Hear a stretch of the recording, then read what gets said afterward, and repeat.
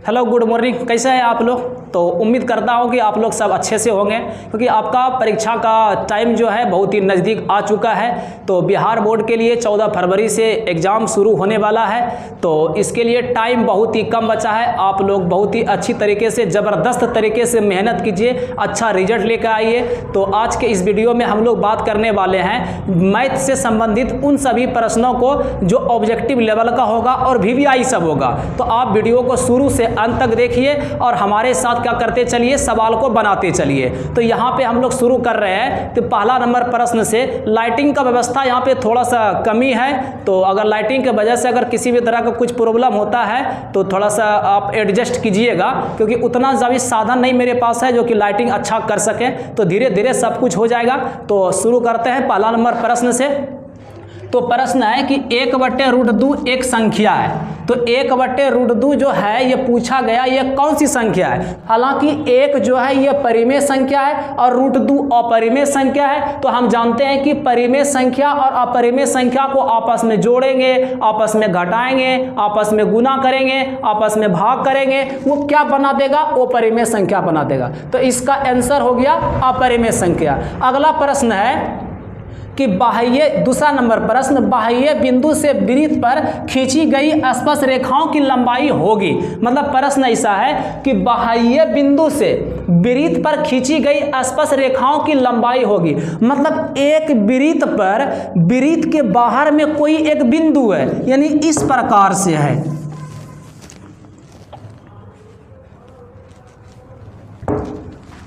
बात यह है प्रश्न का कि कोई एक वृत्त है इस तरह से, वृत्त के बाहर, ये वृत्त का केंद्र हो गया, वृत्त के बाहर में कोई एक बिंदु है। जैसे यहाँ से हम एक बिंदु को दिखा दिए, ठीक है, ये एक बिंदु हो गया।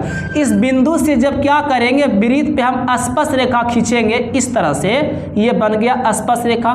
मतलब वृत्त को छूते हुए यानी स्पर्श करते हुए अगर कोई रेखा गुजर जाए तो उसको हम बोलेंगे स्पर्श रेखा। ठीक है, ध्यान रहे कि ये इसके अंदर ना चला जाए। अगर वृत्त को काट के इसके अंदर चले जाते हैं तो ये स्पर्श रेखा नहीं होता है। तो ये जो स्पर्श रेखा होता है ये आपस में बराबर होते हैं। ठीक है, यानी एक वृत्त पे जो स्पर्श रेखा खींचेंगे तो वो स्पर्श रेखा क्या होगा? आपस में बराबर होगा। ठीक है, इससे जुड़ा हुआ एक थ्योरम भी है, आप लोगों ने पढ़ा भी होगा। ठीक है, इसको सिद्ध भी किया होगा।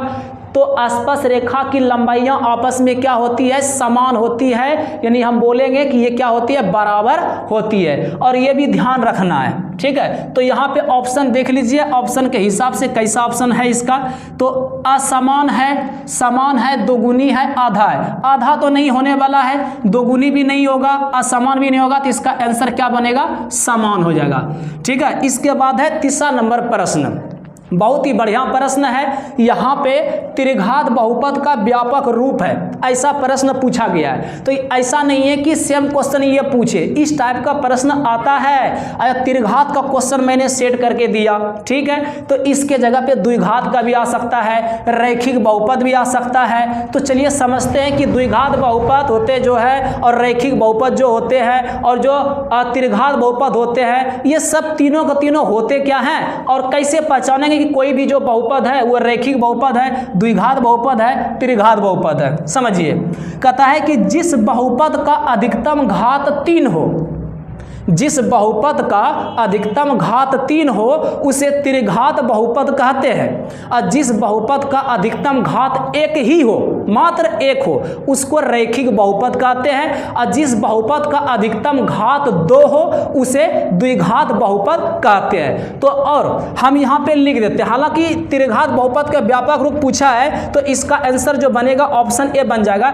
ax³ + bx² + cx + d। ये त्रिघात बहुपद का व्यापक रूप का यानी कि फॉर्मूला होता है। ठीक है, इस फॉर्मूला को आप आराम से याद करिए। साथ ही साथ में हम द्विघात के लिए भी लिख देते हैं। अगर आपको पता है तो बहुत अच्छी बात है, अगर पता नहीं है तो आप देख के लिख लीजिए। तो द्विघात का जो व्यापक रूप होता है वो ax² + bx + c होता है। अगर हम बात कर लेंगे रैखिक का, अगर हम बात करें रैखिक बहुपद का तो इसका व्यापक रूप मात्र ax + b होता है। इसमें कहीं भी पावर के रूप में 2, 3, 4, 5 नंबर 4 है हमारे पास।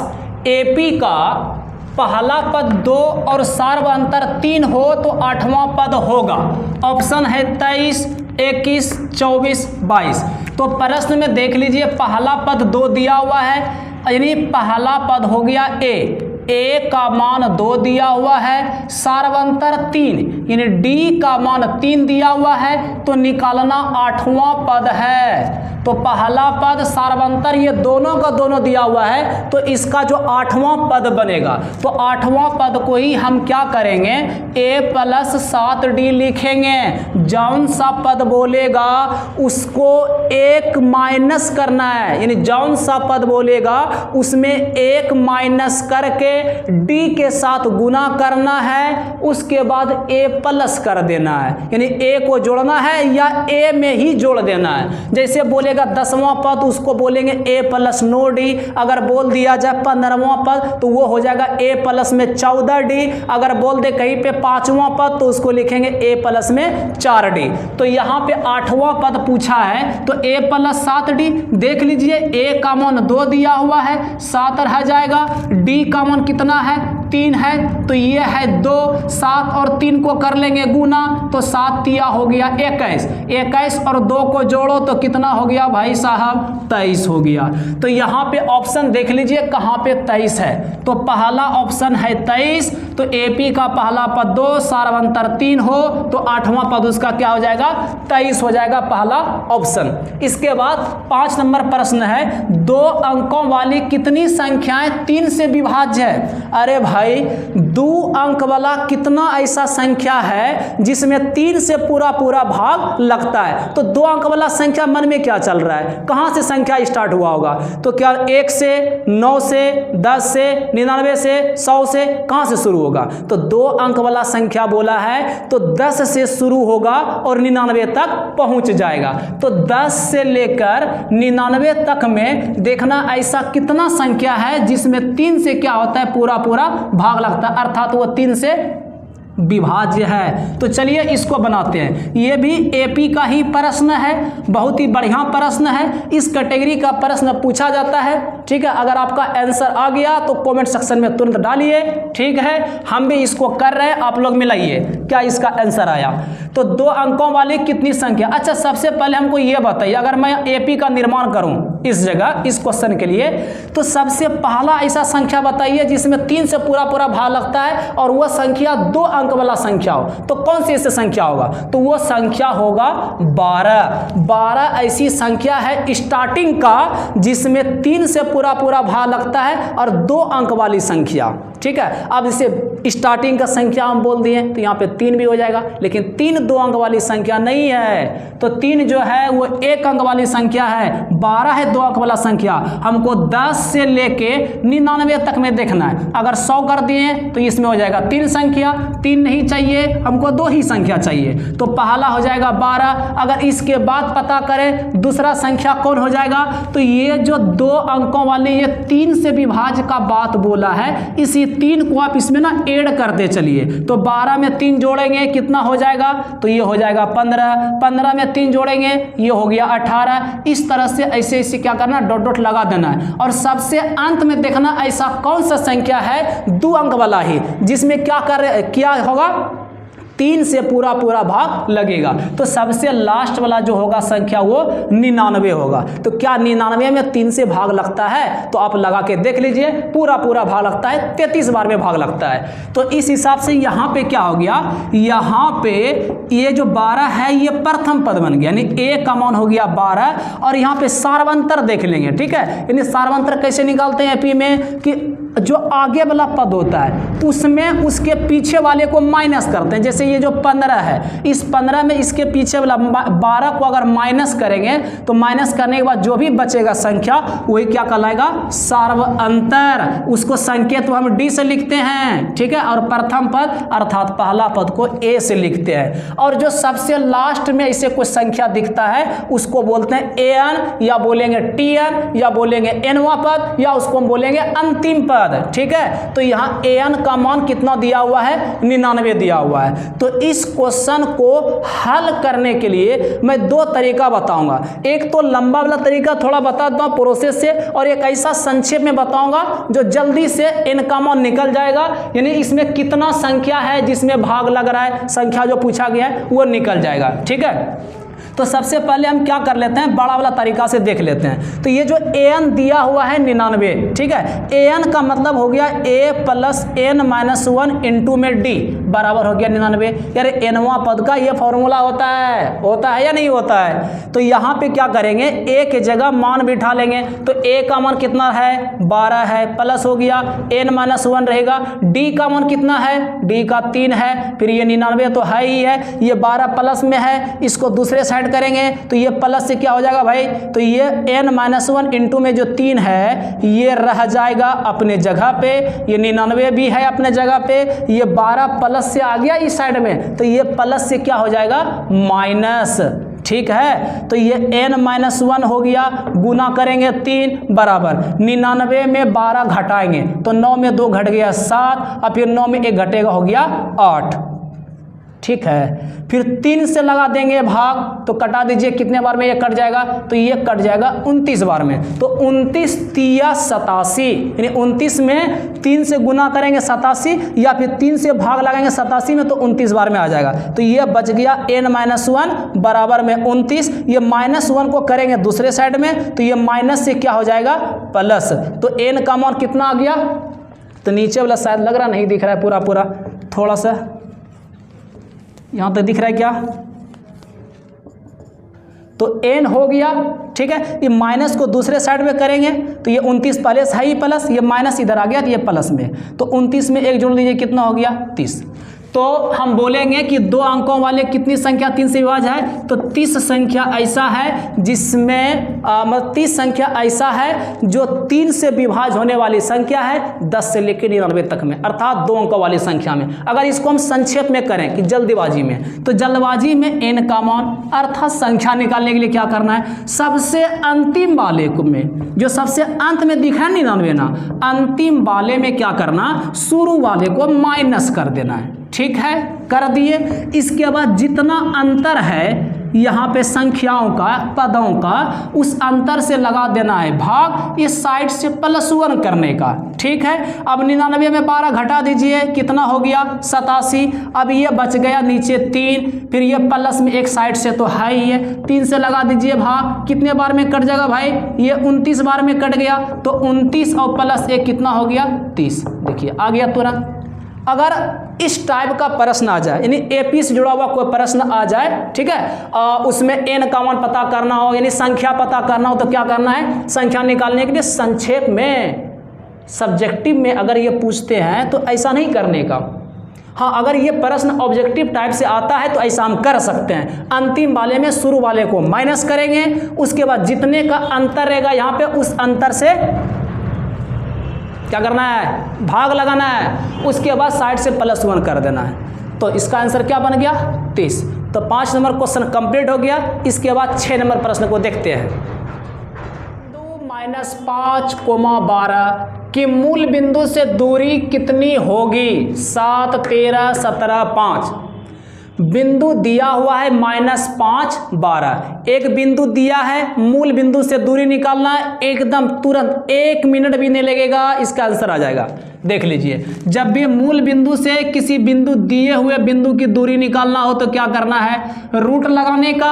ये जो बिंदु है, ये दोनों जो मान है, जो भुज और कोटि, ये दोनों को स्क्वायर करके जोड़ना है एक रूट के अंदर में। तो -5 का स्क्वायर अब प्लस हो गया 12 का स्क्वायर, कितना होगा ये बताओ। -5 का स्क्वायर कर लेंगे 25 हो गया, 12 का स्क्वायर 144 हो गया, 144 और 25 को जोड़ेंगे कितना आ जाएगा 169। अब बताओ 169 का वर्गमूल कितना रे भाई, 169 का वर्गमूल हो जाएगा 13। तो देख लीजिए 13 कौन से ऑप्शन में है, तो option B complete. 7 number question है, समीकरण x² - 4 का हल समुच्चय है। यानी एक समीकरण दिया हुआ है, x² - में एक्स स्क्वायर बराबर में दिया हुआ है 4, ठीक है। तो बताना इसका हल समूह क्या, ये भी बहुत ही सिंपल है, इधर से स्क्वायर हटाइए, इधर रूट चढ़ेगा प्लस माइनस के साथ में। तो अब 4 का स्क्वायर रूट कितना, 4 का स्क्वायर रूट हो गया 2, यानी एक्स का जो मान है यहाँ पे प्लस में 2 और माइनस में 2, एक्स का मान 2 प्लस में है और माइनस में, देख लीजिए कहाँ पे ऑप्शन है,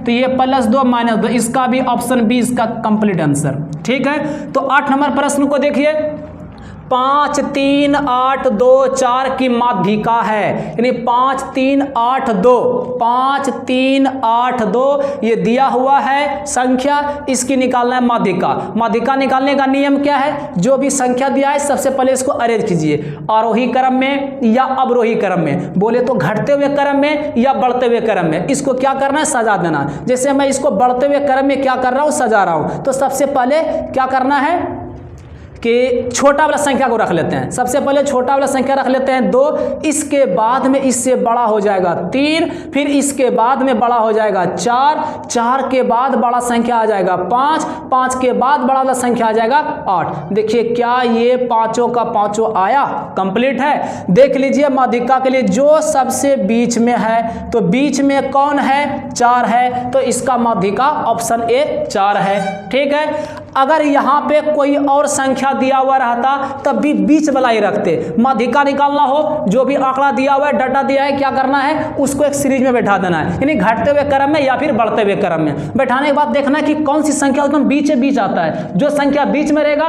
वही इसकी माध्यिका होगा। चलिए इसके बाद 9 नंबर प्रश्न को देख लेते हैं। तो प्रश्न संख्या 9 है, दो संख्याओं का मोसो 15 तथा लोसो 105 है, यदि उनमें से एक संख्या 5 है तो दूसरी संख्या है। मतलब दो संख्याओं का मोसो और लोसो दिया हुआ है, एक संख्या भी दिया हुआ है, इसका दूसरा संख्या निकालना है। तो चलिए देखिए कैसे निकलेगा। ऑप्शन है 75, 15, 315 और 525। तो दो संख्याओं का मोसो दिया हुआ है 15 और लोसो दिया हुआ है 105, एकदम सरल है इसको निकालना। जब भी मोसो लोसो दिया रहे और दो संख्याओं में से एक संख्या दिया रहे, जैसे यहाँ पे एक संख्या 5 दिया है, दूसरा संख्या पता लगाना हो तो क्या करना है, मोसो को लोसो को गुना करना है। मोसो कितना है 15 और लोसो कितना है 105, गुना कर दीजिए और इसी में भाग लगा दीजिए कितना से, जो पहली संख्या दिया हुआ है। पहली संख्या कितना दिया हुआ है, 5 दिया हुआ है, तो 5 से लगा दीजिए भाग। अब इसको कटा दीजिए, देखिए कितने बार में कट जाता है, तो 5 दूना 10, 5 एकम 5, यानी कि 15 हो गए। ठीक है, इधर लिख देता हूँ बढ़िया से साफ साफ। तो ये हो गए 15 और गुना में 21, 15 को 21 को कर दीजिए गुना, तो 15 कम 15, 5 हो गया, 1 15 दूना 30, 1 31, यानी 315। तो इसका आंसर बन जाएगा 9 का सी, 315। एक संख्या दिया हुआ रहेगा, दूसरा संख्या निकालना हो, मोसो भी दिया हुआ रहेगा, लोसो भी दिया रहेगा, तो कैसे निकालेंगे कि मोसो को लोसो को गुना करेंगे, फिर उसमें जो भी संख्या दिया हुआ, एक संख्या दो संख्या में, वो दिया हुआ संख्या से भाग लगाएंगे, उसके बाद दूसरा वाला संख्या निकल जाएगा। इसके बाद है 10 नंबर प्रश्न, किसी पूर्णांक p के लिए विषम संख्या का रूप है। मतलब कोई यहाँ पे क्या दिया हुआ है, एक पूर्णांक के लिए p दिया हुआ है, मतलब p जो है कोई पूर्णांक है, मतलब p का कुछ ना कुछ कोई भी मान है, सीधा समझिए p का कोई ना कोई मान है, वह मान सम संख्या भी हो सकता है, वह मान विषम संख्या भी हो सकता है। तो चलिए देखिए इनमें से ऑप्शन कौन सा इसका सटीक बैठने वाला है। तो अगर मान लिया जाए कि इस p के जगह हम 5 रख लें, हमको पता लगाना है विषम संख्या का रूप, ठीक है। तो इस चारों में से कौन सा ऐसा रूप है जो p के लिए विषम संख्या का निर्माण करेगा। तो अगर p का मान लिया जाए, यहाँ पे हम 5 रख देते हैं, तो 2p + 1 है, तो 5 रखेंगे, 5 दूना 10, 10 में 1 जोड़ेंगे, ये हो गया 11। इसमें देख लीजिए 5 रखेंगे तो 5 दूना 10, तो ये बन गया सम संख्या, ये बन रहा है विषम संख्या। यहाँ पे रखेंगे तो ये भी बन गया आपका विषम संख्या, यहाँ पे 5 रखेंगे तो 5 + 1 हो गया 6, ये बन गया सम संख्या। मतलब ये दोनों को दोनों सम संख्या के लिए जब p का मान 5 रखते हैं तब आता है। लेकिन ऐसा जरूरी नहीं है कि हम p का मान विषम संख्या ही रखें। पूर्णांक का बात बोला गया है तो इसमें सम संख्या भी हो सकता है, विषम संख्या भी हो सकता है। तो इस बार ना हम सम संख्या के लिए चेक करते हैं। p के लिए हम सोच लिए 4, ठीक है, तो यहाँ पे रखिए 4, तो 4 दूना 8, 8 1 9, यहाँ पे रखिए 4, 4 दूना 8, मतलब ये 9 बन रहा है।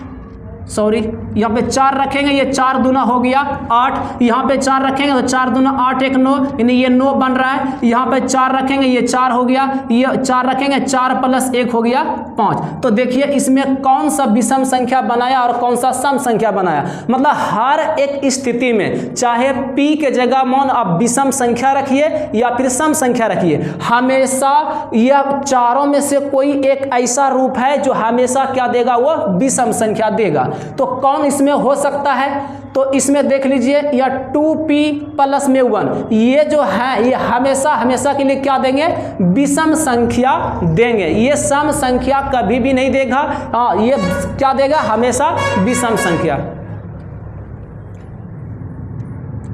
तो इसका आंसर हो गया ऑप्शन ए 2p + में 1। 11 नंबर प्रश्न है, दो समरूप त्रिभुज की संगत भुजाएं 4:9 के अनुपात में है, इनके क्षेत्रफल का अनुपात है। मतलब दो समरूप त्रिभुज दिया हुआ है, इनके भुजाओं का यानी संगत भुजाओं का अनुपात भी दिया हुआ है, तो इनके क्षेत्रफल का अनुपात निकालना है। जब भी संगत भुजा का अनुपात दिया रहे और उसका क्षेत्रफल का अनुपात निकालना हो, एकदम तुरंत बनेगा, क्या कर देना है, जो भी भुजा का अनुपात दिया हुआ इसको स्क्वायर कर देना है। तो 4 का स्क्वायर 16 और 9 का स्क्वायर हो गया 81। तो देख लीजिए कौन से ऑप्शन में 16:81 है, तो दूसरा ऑप्शन 16:81 है। तो 11 नंबर का ऑप्शन बी करेक्ट आंसर।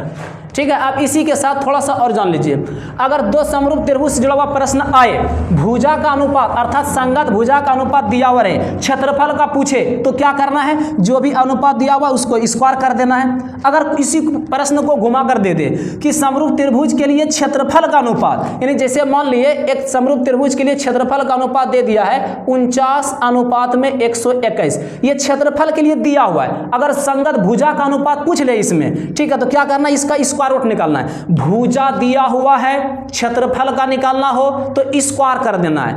अगर भुजा नहीं दिया हुआ है, क्षेत्रफल के लिए ही अनुपात दिया हुआ है, संगत भुजा के लिए क्या करना है, अनुपात निकालना है, तो उसका स्क्वायर रूट कर देना है। ठीक है, तो इसका आंसर हो गया आपका 16:81 ऑप्शन बी। चलिए इसके बाद 12 नंबर प्रश्न को हल करते हैं। सभी समबाहु त्रिभुज होते हैं, तो जितने भी समबाहु त्रिभुज होते हैं वो सब के सब कैसा होते हैं, सर्वांगसम होते हैं, समरूप होते हैं, या दोनों होते हैं। दोनों का मतलब हो गया सर्वांगसम भी और समरूप भी, या कोई नहीं। तो इसका जो आंसर बन जाएगा वो समरूप। तो जितने भी समबाहु त्रिभुज होते हैं वो सब के सब समरूप होते हैं, सर्वांगसम नहीं हो सकते। सर्वांगसम क्यों नहीं हो सकते, जैसे मान लीजिए कि ये समबाहु त्रिभुज है, ठीक है। असमबाहु त्रिभुज क्या होता है, वैसा त्रिभुज जिसका तीनों भुजा क्या हो, बराबर हो, यानी समान समान भुजा वाला हो, ठीक है, और उसका कोण भी आपस में क्या हो, बराबर हो। तो समबाहु त्रिभुज में सब कोण होता है 60-60 डिग्री का, और भुजा कितना हो जाए वो क्लियर नहीं पता चलता ना, भुजा के लिए जो भी दिया हो रहेगा उसके अनुसार। एक और त्रिभुज लेते हैं, ये भी है कौन सा त्रिभुज, समबाहु त्रिभुज। क्या इसको हम सर्वांगसम बोलेंगे, नहीं बोलेंगे, सिर्फ कोण क्या है, कोण इसका समान है 60 डिग्री का, लेकिन भुजा तो समान नहीं है ना। यहाँ पर देख लीजिए ये भुजा क्या है, छोटा है, और यहाँ पे क्या है, बड़ा है। और यहाँ पे जिसे मान लिया जाए अगर ये डिस्टेंस में अगर 3 सेंटीमीटर का है तो क्या लगा ना, ये इतना बड़ा भुजा दिख रहा है कि ये 3 सेंटीमीटर ही होगा, नहीं ये 3 से ज्यादा होगा, इसलिए हम इसको सर्वांगसम नहीं बोलेंगे, क्या बोलेंगे, समरूप बोलेंगे। प्रश्न 13, यदि अल्फा बराबर बीटा बराबर 45 डिग्री, मतलब अल्फा का मान और बीटा का मान दोनों दिया हुआ है 45 डिग्री, तो साइन अल्फा प्लस बीटा का मान होगा। मतलब ये साइन है, अल्फा प्लस बीटा का मान पूछा है, अल्फा का मान 45, बीटा का मान भी कितना है 45, तो अल्फा 45 और बीटा 45 रख दीजिए, तो ये हो गया 45 और प्लस में 45, तो ये आ जाएगा आपका साइन 45 जोड़ेंगे कितना होगा, अरे 45 जोड़ के 90। अब तो पता है साइन 90, यानी साइन 90 डिग्री आ गया। अब बताइए साइन 90 डिग्री का मान कितना होता है, साइन 90 डिग्री का मान होता है कितना, अरे 1। साइन में 0 डिग्री आएंगे तो इसका मान हो जाएगा 0, साइन में 90 डिग्री आएंगे इसका मान हो जाएगा 1। चलिए एक कमेंट में आप लोग बताइए कि कॉस में 0 डिग्री का मान कितना होता है। इसके लिए आपको क्या करना है, कमेंट करना है, यानी कॉस 0 डिग्री का मान कितना होता है। ठीक है, तो 14 नंबर प्रश्न है, तो इसका आंसर क्या बन गया, ऑप्शन बी 1, साइन 90 का मान 1। तो 14 नंबर प्रश्न है, कि 14 सेंटीमीटर व्यास वाले एक अर्धगोले का कुल पृष्ठ क्षेत्रफल होगा, मतलब सब ऑप्शन पाई के रूप में दिया हुआ है। 147 पाई सेंटीमीटर स्क्वायर, 198 पाई सेंटीमीटर स्क्वायर, 488 पाई सेंटीमीटर स्क्वायर, 396 पाई सेंटीमीटर स्क्वायर। प्रश्न ये कि 14 सेंटीमीटर व्यास दिया हुआ है, ठीक है, व्यास दिया हुआ है 14 सेंटीमीटर, तो एक अर्धगोले का कुल पृष्ठ क्षेत्रफल क्या होगा ये पता करना है। उससे भी ज्यादा जरूरी होता है कि अर्धगोले का जो कुल पृष्ठ क्षेत्रफल है, इसके लिए फॉर्मूला क्या होता है, तो अर्धगोले का जो कुल पृष्ठ क्षेत्रफल होता है इसके लिए फॉर्मूला हो गया 3 पाई आर स्क्वायर, जहां आर जो है वो क्या है, त्रिज्या है।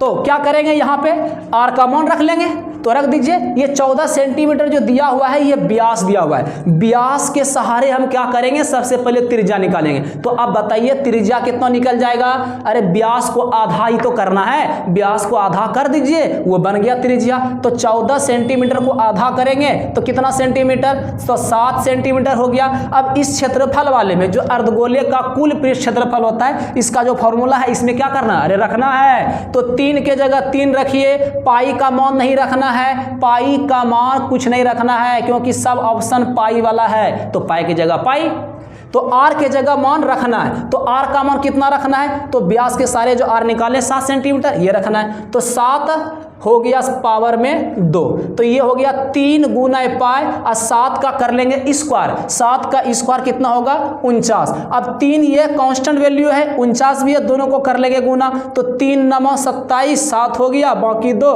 3 चौक 12, 12 में 2 जोड़ेंगे कितना गया, 12 2 14, तो 147, ये पाई लगा दीजिए, क्षेत्रफल है तो सेंटीमीटर स्क्वायर हो गया। देखिए कौन सा ऑप्शन में है, तो पहला ही ऑप्शन है 147 पाई सेंटीमीटर स्क्वायर। तो इसके बाद फिर अगला प्रश्न संख्या 15 पे आते हैं। तो द्विघात समीकरण bx square plus ax plus c बराबर 0 का विविक्त कर होगा, विविक्त कर पूछा गया है, ऐसा एक प्रश्न और कर चुके हैं थोड़ा देर पहले, ठीक है। तो यहाँ पे विविक्त कर पूछा है, नहीं विवेचक, तो विवेचक निकालने के लिए फॉर्मूला, विवेचक को d से लिख के दिखाते हैं, इसके लिए फॉर्मूला क्या है, b स्क्वायर माइनस में 4ac, अरे होता है कि नहीं, है ना।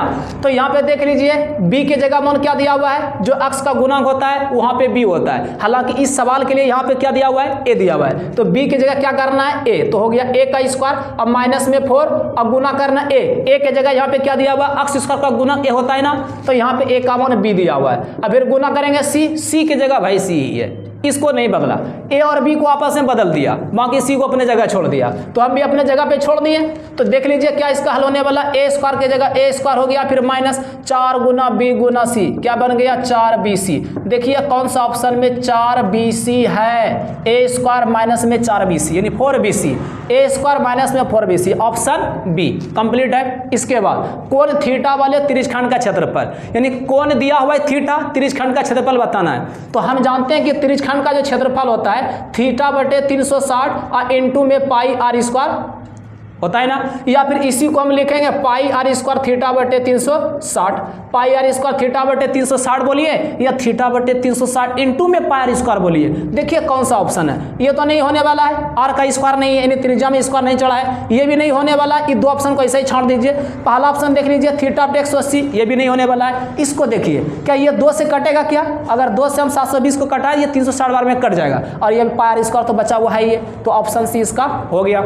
चलिए 17 नंबर देखिए, एक पासा फेंकने पर एक सम संख्या आने की प्रायिकता है, मतलब एक पासा को फेंका गया है तो सम संख्या आएगा, ऐसा इसका प्रायिकता निकालना है। तो हम जानते हैं कि एक पासा को जब एक बार फेंका जाता है तो इसका सैंपल स्पेस कितना होता है, 6 होता है, यानी कि एनएस के लिए जो मान होगा वो कितना होगा, 6 होगा। एक पासा को जब फेंकेंगे उसके ऊपर जो सम संख्या आएगा वो कितने बार आएगा, अरे सम संख्या 3 बार आएगा, विषम संख्या भी कितना बार आएगा, 3 बार आएगा, सम संख्या भी 3 बार आएगा और विषम संख्या भी कितना आएगा, 3 बार आएगा।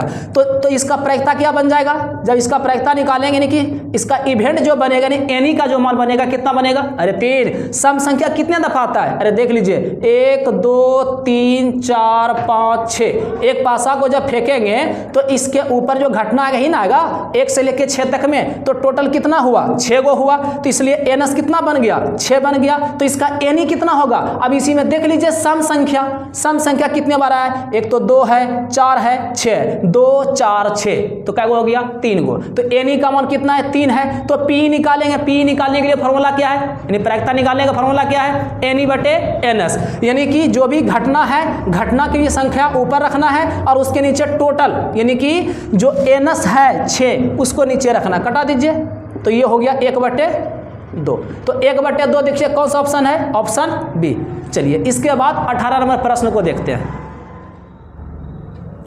कि यदि 2 × cos थीटा बराबर √3 हो तो थीटा का मान होगा, एकदम आसान क्वेश्चन है, बना दीजिए। 2 इंटू में cos थीटा बराबर √3, अरे ये दिया हुआ है 2 cos थीटा बराबर में √3 थीटा का मान, तो सबसे पहले क्या कर लीजिए, इस 2 को ना cos के साथ जो गुना किया है ना 2 को हटा इधर कर दीजिए, तो ये बच गया cos थीटा, ये 2 cos के साथ गुना है इंटू में है, अरे है ना, तो इसको इस साइड करेंगे, गुना से कहाँ आएगा, अरे भाग में, यानी नीचे आएगा ना √3 के, तो √3/2, क्या cos में √3/2 कहीं पर मान होता है क्या, तो कितना डिग्री पे होता है, cos में √3/2 कितना डिग्री के लिए होता है, अरे cos थीटा की जगह cos थीटा √3/2, cos में कितना का मान होता है, कितने डिग्री पर cos के लिए √3/2 मान आता है, जल्दी से जल्दी सोचिए कितना होता है, अरे cos में 30 डिग्री, cos 30 डिग्री का मान कितना होता है, √3/2 होता है, तो दोनों साइड में cos है, cos हटा दीजिए, क्या बच गया थीटा, और थीटा का मान हो गया 30 डिग्री, तो थीटा का मान 30 डिग्री कौन सा ऑप्शन पे है, देख लो ऑप्शन सी, 18 का हो गया ऑप्शन सी 30 डिग्री। प्रश्न संख्या 19, 0.47 7 पे बार चढ़ा है, रेकरिंग लगा है, बराबर पूछा व्हाट, यानी कौन सा ऑप्शन इनमें से आने वाला है, तो चलिए इसको बनाते देखते हैं क्या है, तो 0.47 ये रेकरिंग लगा है, बनाने का एकदम सरल तरीका है, ठीक है, अच्छा लगे तो लाइक कर देना है। तो सरल तरीका क्या है, जितना भी यहाँ पे संख्या दिया हुआ है सबको सेम टू सेम लिखना है, इसमें बदलाव नहीं करना है। इसके बाद लगाना है माइनस लगा दिए, जौन से संख्या पे रेकरिंग चढ़ा हुआ है उसको छोड़ देना है, जौन से संख्या पे रेकरिंग चढ़ा हुआ है उसको छोड़ देना, जिस पे रेकरिंग नहीं है ना उसको कर देना है माइनस। तो यहाँ पे देख लीजिए 7 पे रेकरिंग चढ़ा हुआ है, 7 को छोड़ देंगे, ये 0 और 4 बचा, इसको कर देंगे माइनस, हो गया माइनस, बटे में यानी इसके नीचे में काम उसी का करना है जो दशमलव के दाहिने तरफ यानी दशमलव के बाद है, जौन संख्या पे रेकरिंग चढ़ा है, गिनती कर लीजिए कितने संख्या पे रेकरिंग चढ़ा हुआ है। जैसे यहाँ पे क्या है कि 7 पे सिर्फ एक संख्या पे रेकरिंग चढ़ा हुआ है यानी बार चढ़ा हुआ है, तो इस एक संख्या के लिए क्या करना है, 9 लिखना है, और जितने संख्या पे रेकरिंग नहीं चढ़ा हुआ है ना उसके बदले उतना 0 लगा देना है। तो देख लीजिए 1 संख्या है तो 9, 1 संख्या पे रेकरिंग नहीं है तो 0, ऐसा करना दोनों पे रहता इस तरह से। तो क्या करते हैं इस जगह, अरे 2 × 9 लिख लेते हैं, अगर 3 संख्या रहता तीनों पे रेकरिंग तो 3 × 9 लगा देंगे नीचे, क्लियर है, कोई दिक्कत नहीं है। अगर मान लीजिए ऐसा होता ना, खाली समझा रहे यहाँ पे, जैसे यहाँ पे 1 कर दिया, इधर चला दिया रेकरिंग, तो क्या करते हैं ऊपर वाला जो प्रक्रिया है वो करेंगे, इससे नीचे वाले के लिए क्या करना है, 2 संख्या पे रेकरिंग है, इस दोनों के लिए 2 × 9 प्रयोग करेंगे और 1 पे नहीं, इसके बदले 0 लगा देंगे, ठीक है, तो ऐसा करना है, ध्यान रखिए।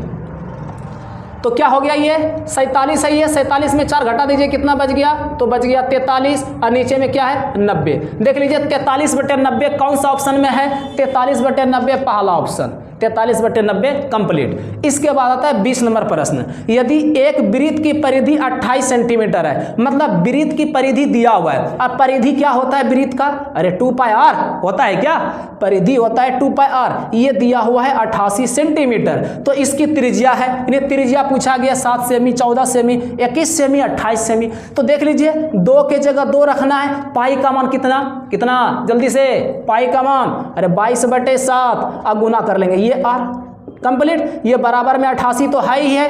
क्या करना है, इस r को अपने जगह रहने दीजिए। ये जो 88 है 88 भी रहेगा। अरे ये तो अपने जगह है ना। ये देख लीजिए 2 क्या है, इस r के सामने सामने इधर गुना में है क्या, इसको उठा के इधर कर लेंगे, कहाँ जाएगा, अरे 88 के नीचे भाग में, फिर गुना। जो यहाँ पे 22 है ना ये 2 के साथ ही है, यानी गुना में ही है, अर्थात ये r के साथ मिला हुआ है। तो ये 2 और 22 दोनों का दोनों कहाँ जाएगा, नीचे में आएगा क्या। और ये जो 7 नीचे है ये कहाँ चला जाएगा, ऊपर, यानी कि 7 ऊपर हो गया और 22 इसके नीचे में। कटाइए, देखिए क्या होता है, कटाने के बाद कौन सी संख्या आता है, 22 से भाग लगा दीजिए 88 में, 22 चौके 88, 4 बार में कंप्लीट ये कट गया। राम नाम सत्य है इसका। तो 4 और 7 को कर लेंगे गुना, 4 सते हो गया है 28। ऐसा कर लीजिए, इसको भी कटाइए 2 से, 2 दूना 4, नहीं 2 से भाग लगा दिए 4 में, कितने बार में, अरे 2 बार में कट गया। तो 2 और 7 को गुना करेंगे, 2 सत्ते 14। तो ये बन गया 14 सेंटीमीटर त्रिज्या। तो त्रिज्या कहाँ है, ऑप्शन बी में। तो उम्मीद करता हूं कि ये 20 प्रश्न आप सबको एकदम अच्छी तरीके से समझ में आ गया होगा। हाँ, क्वेश्चन का लेवल थोड़ा सा छोटा है, यानी थोड़ा आसान प्रश्न का प्रयोग किए हैं। इसके बाद जो अगला वीडियो लेके आएंगे उसमें थोड़ा क्वेश्चन को हार्ड करेंगे, थोड़ा क्वेश्चन का लेवल बढ़ाएंगे, ठीक है। और आप लोग ज़बरदस्त अच्छी तरीके से मेहनत कीजिए और एक अच्छा नंबर लेके आइए, ठीक है। फिर मिलेंगे अगले वीडियो।